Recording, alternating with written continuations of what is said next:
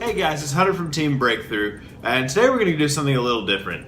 Cody and I have two completely contrasting playstyles. He likes very trap-centric, protect the castle kind of decks, whereas I very much like combo decks, very like Necros, I don't know, Mermails, Sylvans. Those are probably three of my top favorite decks in the game over the last about 3 years. And it's just because I like, my personal playstyle is to get as many strong monsters and effects and things on board as I can so that I can just try to run over my opponent. Whereas he likes to play a little more conservatively, a little more defensively, and sit on some big monsters with a lot of back row that makes it really hard for your opponent to get around. Reason number one for why you shouldn't be running traps. They're just inherently slow. I can't OTK anyone with a Mirror Force, but I can with a Raigeki. And I'd very much rather that Mirror Force be something like a Raigeki or a Dark Hole or another combo piece that I can use to help get as much damage on board as I possibly can. And that's why I prefer decks like Mermails over something like Heroes or Stellar Knights.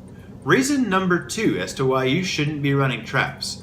Now, anything you put into your deck that isn't about advancing your own game state is something that can contribute to a dead hand every now and then. Meaning that if you draw a Mirror Force instead of a Unicorn, you're more likely to draw a brick hand. Hold on. I got this. Alright. These things are more useful than you think. Brick hand. Otherwise known as a hand that cannot be played.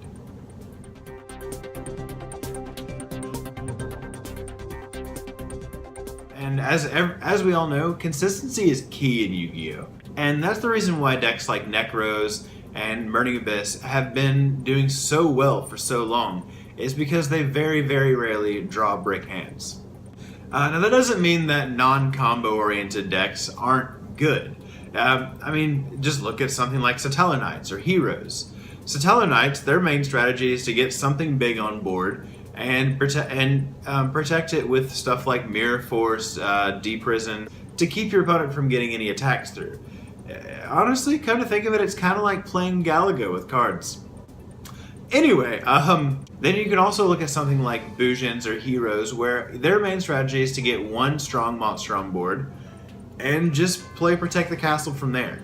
And that works for them. I'm not complaining, it works.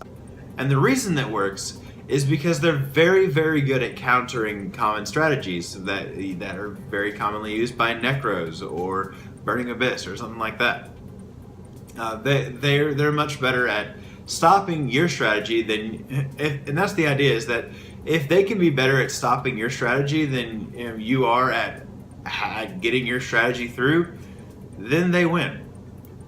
But ultimately, I feel like consistency, in addition to just being faster and more aggressive, I think that's a more fun playstyle and honestly a more effective playstyle.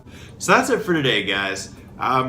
Tell us how you like to play. What kinds of strategies do you prefer, and what do you hate to play against? Now, there are a lot of different play styles and ways to play, and I want to see every single one of them in the comments.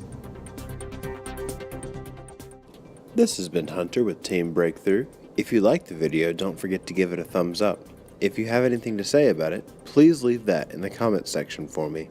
And please subscribe to Team Breakthrough for more Yu-Gi-Oh videos. See you next time. Au revoir.